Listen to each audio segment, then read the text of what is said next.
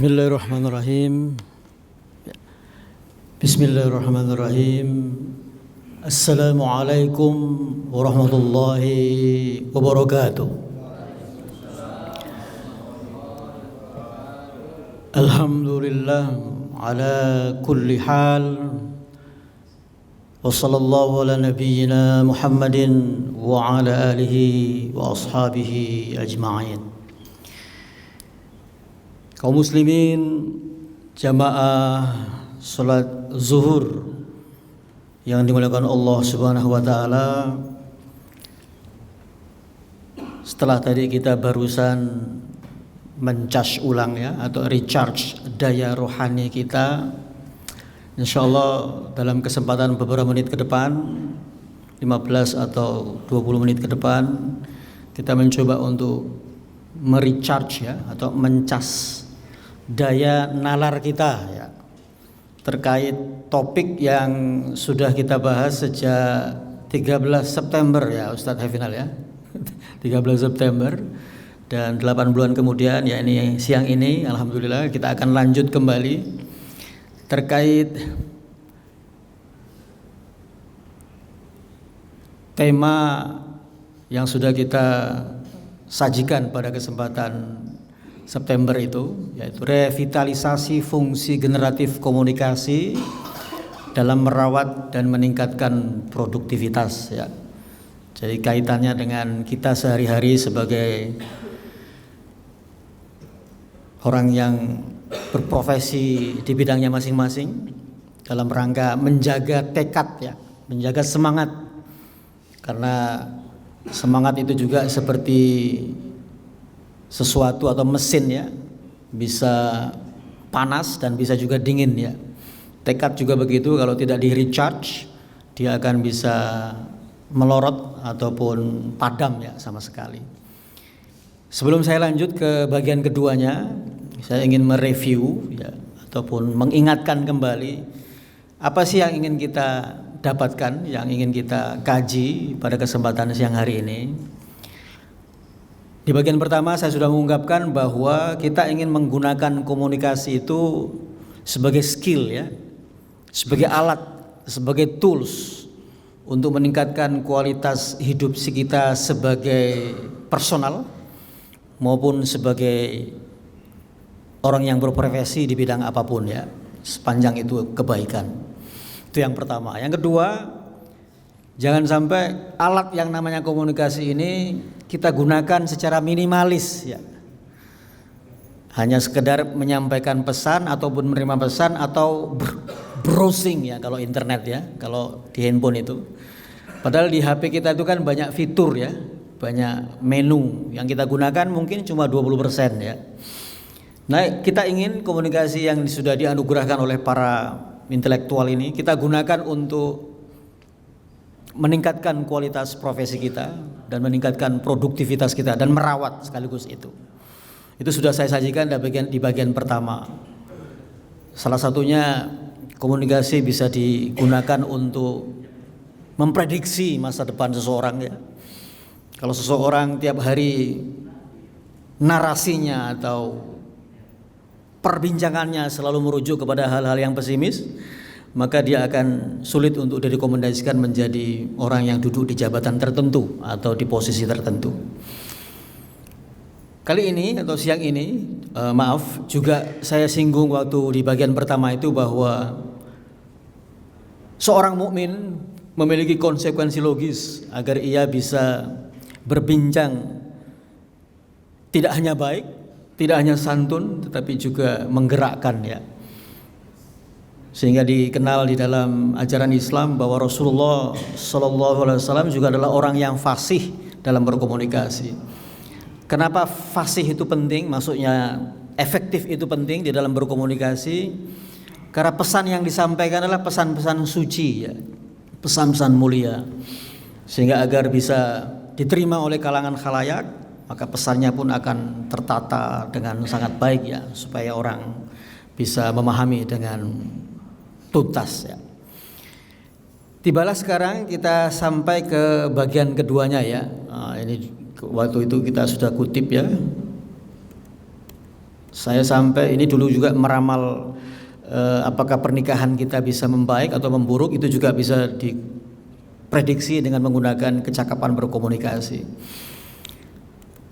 Saya masuk ke proses pengolahan informasi dulu ya, sebelum sampai ke apa sih yang mempengaruhi supaya kita itu ya, ini tidak hanya kalangan kampus ya, awam pun punya kebutuhan tersendiri bagaimana caranya supaya kehidupan keluarganya tidak makin membara tapi juga makin sejuk ya, maksudnya ya.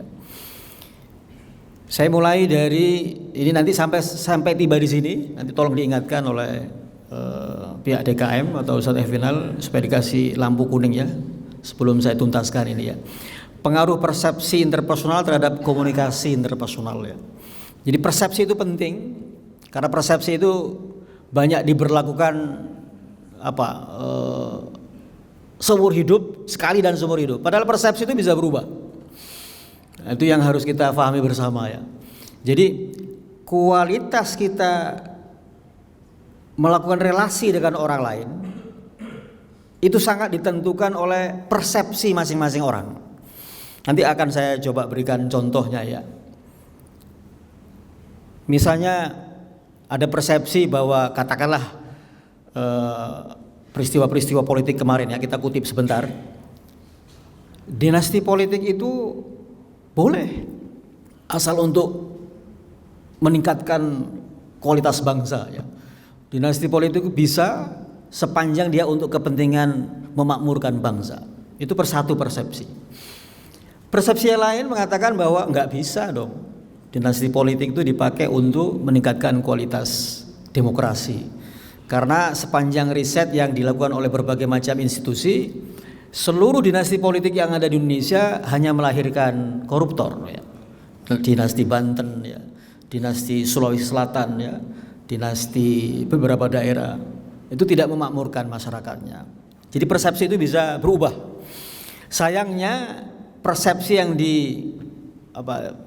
dianut oleh masing-masing orang dianggap itulah persepsi yang permanen seumur hidup ya. Nah, makanya ada ciri-cirinya ya. Persepsi seseorang seringkali tidak cermat ya. Mungkin jamaah sekalian punya teman SMP ya, punya teman SMA. Misalnya di teman SMP atau SMA di kelas itu dia punya penampilan misalnya katakanlah dalam tanda kutip ya, tidak secerdas sekarang misalnya ya. Tidak secerdas yang kita duga, atau dalam tanda kutip juga penampilannya dulu culun loh waktu SMA, tapi sekarang kenapa dia menjadi pemimpin sebuah BUMN misalnya. Artinya jangan sampai persepsi pada saat orang itu di SMA kita perlakukan sampai seumur hidup ya. Itu bahaya bagi relasi kita dengan orang lain. Maka ada istilah yang sering kita dengar ya, relasi toksik itu ya, persahabatan yang beracun ya. Kenapa? Karena persepsi lama tetap dibawa sampai hari ini. Nah, itu menyebabkan komunikasi interpersonal kita akan terpengaruh karena persepsi itu kita pakai seumur hidup. Padahal persepsi itu bisa berubah. Asumsi, pandangan kita terhadap sebuah peristiwa, terhadap sebuah objek itu bisa berubah. Jadi kalau ingin merujuk kepada prosesnya, skema ini ya. Saya contohkan ya, misalnya. Kebaca ya, Ustadz Hafidhal kebaca, sampai belakang kebaca ya. Jadi kira-kira informasi yang masuk ke kita itu ya, jamaah sekalian, itu dimulai dari stimuli ya. Stimuli itu pesan atau informasi atau message ya. Jadi ditangkap oleh indera kita ya. Proses menangkap informasi itu disebut dengan sensasi. Proses mengubah informasi, mengubah sensasi menjadi informasi itu namanya persepsi ya. Jadi persepsi itu disimpan di dalam memori, nanti kita undang kembali, kita kaji kembali, kemudian kita gunakan untuk berpikir. Dalam rangka apa? Dalam rangka menyelesaikan persoalan, dalam rangka mencari solusi, dalam rangka menciptakan hal-hal baru atau creating ya, atau istilahnya make new thing ya, menghadirkan hal-hal baru. Nah, proses ini kita lakukan semua dalam kecepatan yang tidak bisa kita pantau ya. Dia terjadi begitu saja ya. Misalnya kasus yang paling viral ya hari ini tentang pembunuhan yang sudah 8 tahun lalu 2016 sekarang terungkap kembali. Apakah film itu yang membuat dia diusut kembali atau memang ada hal-hal baru ya? Itulah persepsi yang berkembang di masyarakat. Dan tidak mungkin satu, pasti banyak persepsi. Dan itulah dibutuhkan istilahnya apa ya? Kelapangan dada kita, kelapangan nalar kita untuk menerima persepsi orang tersebut. Yang macam-macam itu, ada yang setuju, ada yang kontra ya. Ada yang menentang habis-habisan. Saya ambil contoh konkret misalnya lagi setelah yang lain tadi itu. Misalnya pada saat orang memperjuangkan tidak setuju dengan hukuman mati misalnya. Orang yang sudah menggelapkan atau menyelundupkan narkoba harus dihukum mati. Ada yang setuju, ada yang tidak. Itu persepsi ya. Yang setuju mengatakan, oh iya supaya ini bikin jera orang. Maka karena hukuman kriminalitasnya berat, kejahatannya berat, maka hukumannya juga harus mati. Yang tidak setuju mengatakan itu bertentangan dengan hak asasi manusia. Karena boleh jadi manusia punya tahapan untuk bisa bertaubat ya. Itu persepsi. Jadi saya ingin mengatakan, saya simpulkan di titik ini, kualitas komunikasi kita, kualitas relasi kita dengan manusia lain, itu sangat ditentukan kemampuan kita untuk menjaga persepsi terhadap diri sendiri maupun orang lain. Misalnya nih, kalau kita kuliah atau ngaji lah ya, lalu dapat informasi, nanti pembicaranya yang berbicara adalah orang yang senang ditanya. Dia dikritik juga senang ya. Maka persepsi itu akan dibawa oleh di tengah-tengah jamaah, maka jamaah akan ringan tangan untuk angkat tangannya untuk bertanya ya.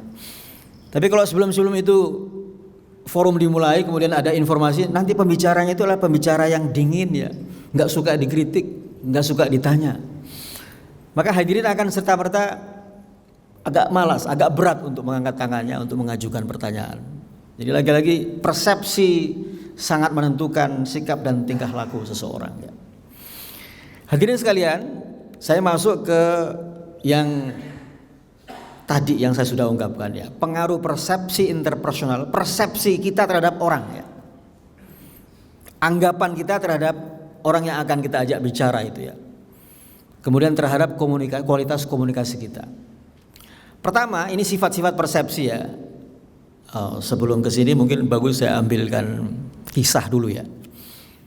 Ini salah satu hikmah yang saya kutipkan dari Jalaluddin Rumi ya. Nanti jamaah boleh ikut menjawab ya. Silakan saja. Raja dan Mutiara, judul Masnawi dari Jalaluddin Rumi itu ya. Banyak topiknya, tapi saya ambil yang berkaitan dengan topik kita siang ini. Raja dan Mutiara. Jadi seorang raja keluar mengumpulkan seluruh punggawa-punggawanya, pembesar-pembesarnya di istana itu ya. Mengacungkan mutiaranya di tengah-tengah hadirinnya ya. Silakan nanti kalau ada yang jawab di antara kita. Raja mengatakan, seberapa berhargakah mutiara yang saya pegang ini, permata yang saya pegang ini?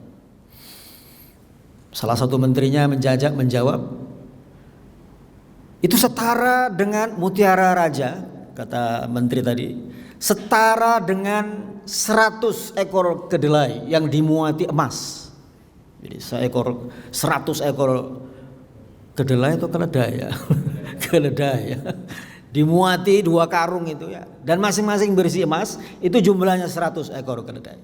Harga permatanya, kata si menteri. Lantas raja mengatakan, tolong hancurkan permata ini.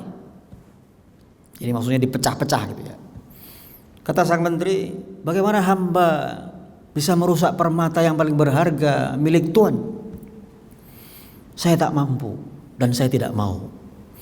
Dengan jawaban itu sang raja memberikan hadiah berupa pakaian dan seperangkat kendaraan ya. Diberikan kepada sang menteri tadi, bukan sepeda ya. Kalau yang kemarin-kemarin sepeda ya.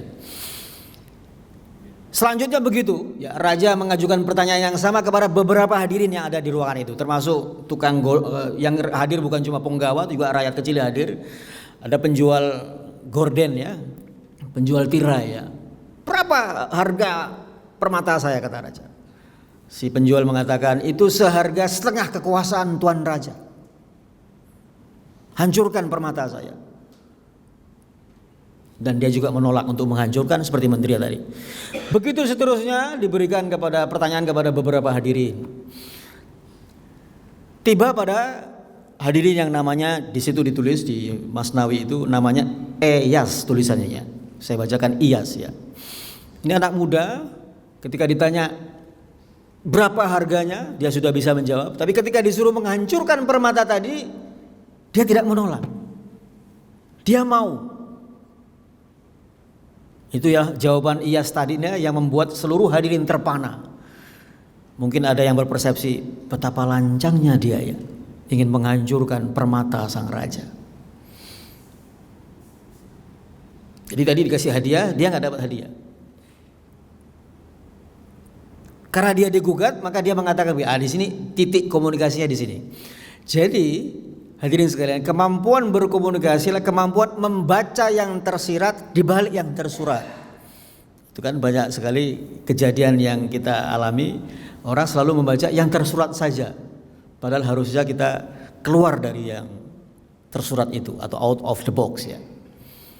Setelah dia digugat oleh banyak orang, Iyas mengatakan dengan sangat kalem begini. Kenapa saya mau menghancurkan permata sang raja? Menurut Anda semua, mana yang lebih berharga? Permata raja atau perintah raja? Permata raja atau perintah raja? Mana yang lebih berharga? Ya, ini kalau dikaitkan dengan tauhid ya, Allah Subhanahu wa taala, mana yang Anda kagumi? Ciptaan Allah berupa pemandangan yang tiada tara itu atau penciptanya ya. Ciptaannya atau penciptanya yang ada harganya. Anda hanya terpaku kepada kecantikan mutiara, tapi lupa kepada pemilik mutiara. Dalam ya. Memang Jalaluddin Rumi pesan-pesannya tidak hanya diminati oleh kaum muslimin, tapi diminati oleh orang-orang barat ya. Karena pesan-pesannya sangat sofistik dan dalam dan universal. Ketika mendengar jawaban Iyas tadi, maka seluruh orang yang tadi menerima hadiah itu diperintahkan oleh raja untuk dihukum mati semua. Tapi kata Iyas, tolong raja, maafkan mereka. Bukankah raja memiliki kedudukan mulia dan itu hanya bisa dilakukan oleh raja seorang untuk memaafkan mereka. Jadi Iyas mampu, ini contoh konkret betapa seseorang mampu melihat dari perspektif sang raja, dari perspektif yang ada yang diajak bicara, bukan perspektif diri masing-masing. Ya, gitu ya. Sehingga sang raja tidak membebaskan orang yang sebelumnya dan Iyas memperoleh kedudukan yang mulia di sisi raja. Ya. Artinya apa? Pesannya, the moral behind the story adalah, pesan moralnya adalah bahwa kecakapan berkomunikasi tidak hanya memotret apa yang tampak, tapi apa yang tidak tampak. Jangan sampai kita terpaku kepada permata keindahan saya, tapi tidak terpaku kepada, tidak menghargai perintah raja. Perintah rajalah yang terpenting. Satu ya. Sehingga hadirin sekalian, persepsi itu penting banget ya untuk dilatih. Jangan sampai persepsi sekali kita pakai seumur hidup, itulah persepsi kita. Ya. Nanti saya contohkan beberapa hal yang ilustratif ya. Persepsi seseorang bersifat subjektif dan cenderung keliru ya. Cenderung keliru ya. Misalnya ada persepsi orang barat bahwa Indonesia itu muslimnya jorok-jorok misalnya ya. Agak orang Islam itu jorok-jorok lah ya. Dia tidak melihat bahwa muslim di Eropa juga bersih-bersih gitu ya. Di Indonesia juga banyak yang bersih. Jadi satu yang dilihat dia perlakukan untuk semuanya ya. Persepsinya subjektif dan keliru ya. Yang ketiga, kita jarang sekali meneliti kembali persepsi kita ya. Kita jarang sekali meneliti persepsi kita. Misalnya gini, ada statistik terbaru yang diterbitkan oleh Kompas kemarin ya. Generasi Z sulit mencari kerja ya. Mungkin hadirin baca ya. Usia 15 tahun sampai 24 tahun detik ini sulit mencari kerja yang formal. Kalau informal gampang. Formal maksudnya pekerjaan yang memiliki kontrak kerja dengan pemilik kerja. Itu pekerjaan formal. 22% generasi Z yang usianya 15 sampai 24 tahun atau lahir di 97 sampai 2012 itu kesulitan mencari pekerjaan formal. Apakah betul pekerjaan formal membuat orang mapan, membuat orang stabil? Belum tentu. Dulu persepsi orang tua mengatakan kalau lulus kuliah ngelamar jadi PNS supaya stabil hidupmu, mapan ya. PNS di Indonesia ini berapa?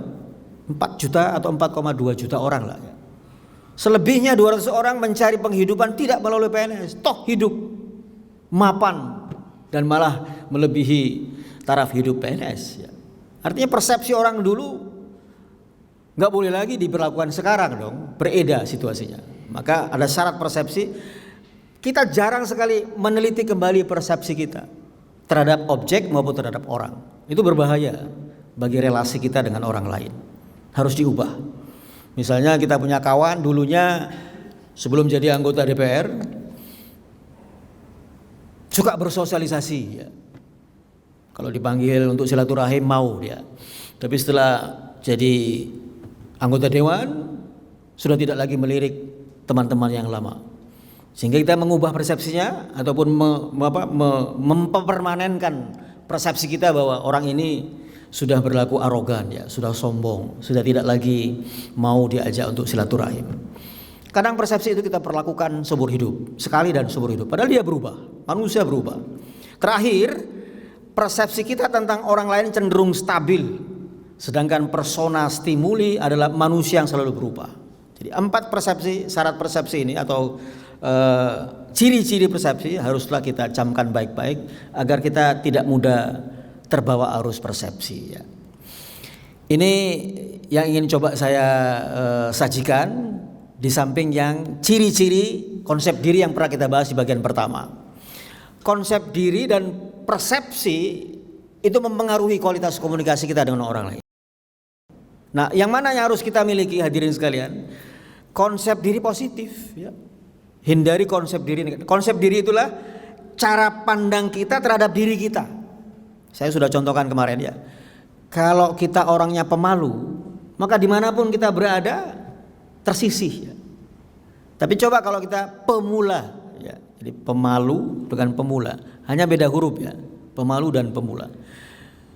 Eager untuk menuntut ilmu. Tapi kalau pemalu mau kemana-mana itu nggak bisa aktif ya. Disuruh bertanya tidak bertanya ya. Karena dia pemalu, konsep dirinya pemalu. Ia yakin akan kemampuannya mengatasi masalah. Itu konsep diri positif. Saya sudah contohkan waktu bagian pertama.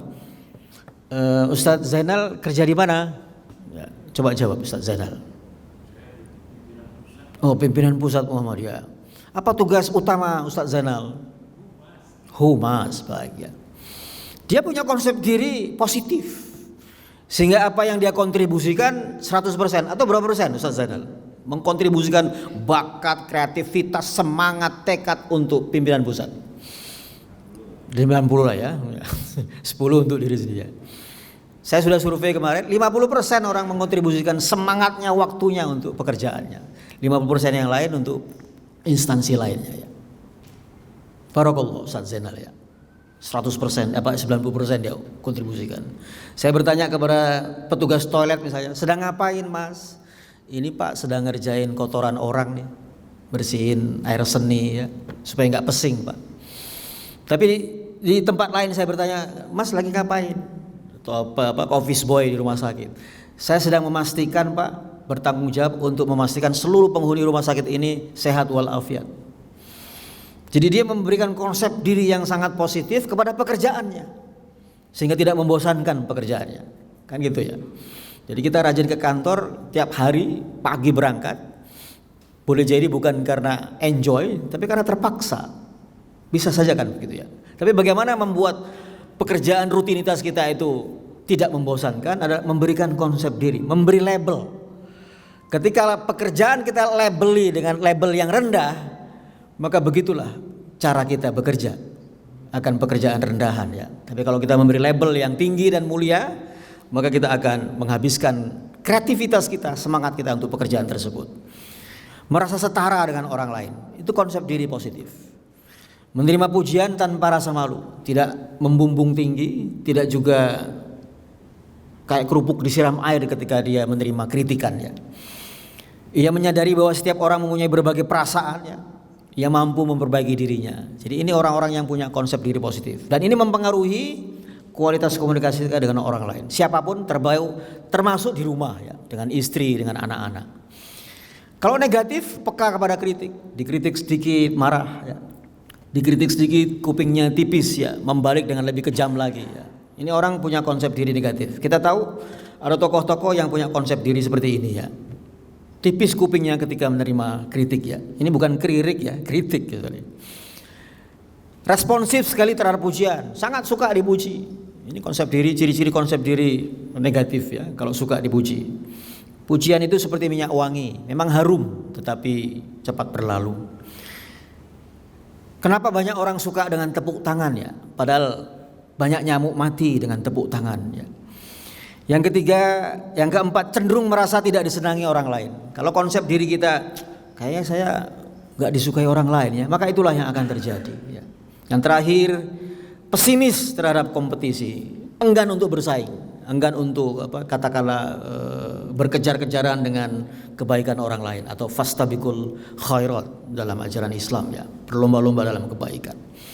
Jadi dua hal ini yang ingin saya sampaikan kaum muslimin jamaah sholat zuhur yang terhormat. Yang pertama adalah jika komunikasi tidak sekedar menyampaikan pesan, tapi justru menggerakkan produktivitas kita, maka perbaikilah cara kita memaknai informasi atau memaknai seseorang atau memaknai pesan ya.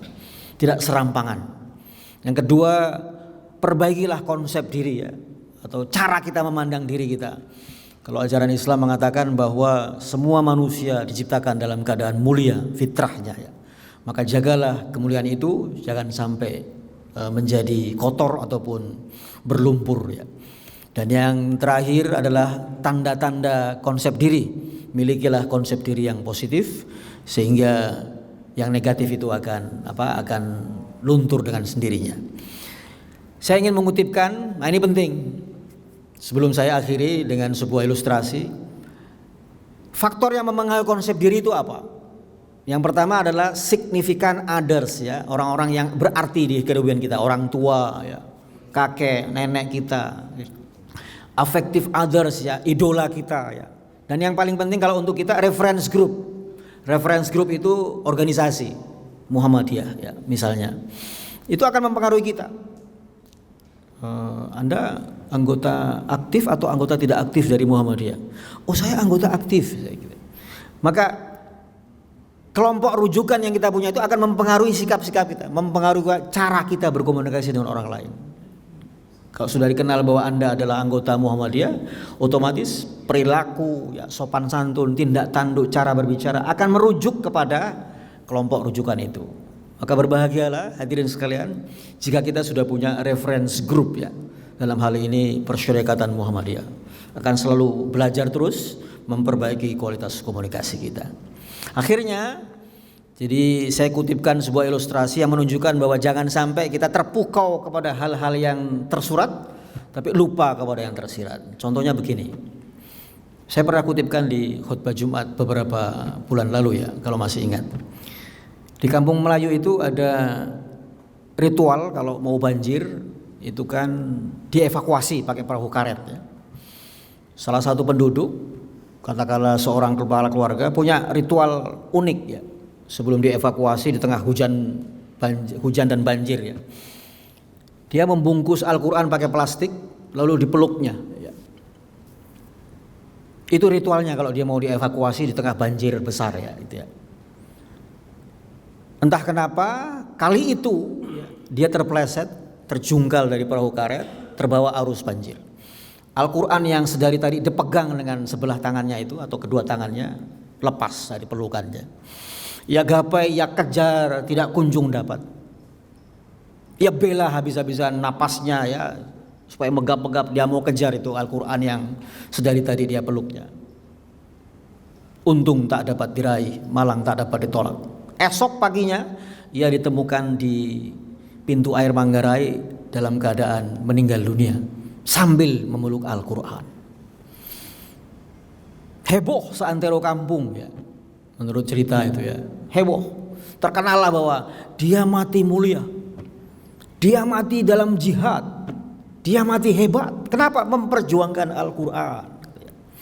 Berminggu-minggu, berbulan-bulan. Itu yang terdengar perbincangan di warung kopi, di warung makan, di pengkolan-pengkolan kampung. Sampai akhirnya istrinya jengah dengan perbincangan itu. Kata si istri, kenapa ya orang-orang membicarakan suami saya matinya mati hebat, mati jihad, mati mulia, mati membela Al-Quran. Suami saya itu punya kebiasaan. Suaminya ini kerja di sebuah pabrik ya.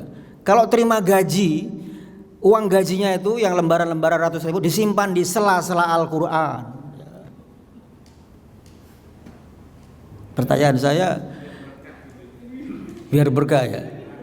Dia mati membela Al-Quran atau mati membela gajinya? Kan gitu ya. Ini sebuah ilustrasi. Pesan moralnya adalah bahwa jangan sampai, ya saya pikir kebanyakan manusia kan begitu ya, terpukau dengan tampilan lahiriah. Ada majalah Tempo kemarin tulisannya, gelar Habib itu bisa dibeli, ya bisa dijual belikan. Penelusurannya majalah Tempo ya. Kenapa? Karena orang Indonesia rata-rata suka dengan penampilan lahiriah, suka dengan gelar-gelar ini keturunan Rasulullah SAW, suka mengkultus individukan. Itulah mungkin bekas-bekas apa? Bekas-bekas jajahan ya, suka masih feodal gitu ya. Terpukau dengan tampilan lahiriah. Nah, itu artinya kaum muslimin yang terhormat, ajaran Islam sangat menolak keras yang namanya kultus individu ya. Rasulullah SAW sendiri tidak mau dikultuskan. Kita puja dia dengan sekedarnya. Yang harus kita sakralkan lagi-lagi adalah Allah Subhanahu wa Ta'ala. Akhirnya bisa saya simpulkan di bagian kedua ini bahwa kemampuan kita berkomunikasi bukan hanya untuk kemampuan kita membangun relasi, tapi juga dalam rangka mempertahankan energi dakwah kita. Karena dengan komunikasi sajalah orang-orang akan tidak patah semangat untuk belajar Islam. Wa man ahsanu qawlan mimman da'a ila Allah wa amila shaliha. Dan siapakah yang paling baik perkataannya ketimbang orang-orang yang menyeru di jalan Allah dan beramal soleh. Jadi orang yang menegakkan dakwah sesungguhnya adalah orang-orang yang terbaik di sisi Allah Subhanahu wa Ta'ala. Inilah mungkin yang bisa saya sajikan. InsyaAllah kita bertemu kembali di lain kesempatan. Wajahlah yang membuat indah manusia, matalah yang membuat indah wajah, tetapi tutur katalah yang membuat manusia menjadi manusia. Kata Jalaluddin Rumi. Nasrul minallah wa fathun qarib. Assalamualaikum warahmatullahi wabarakatuh.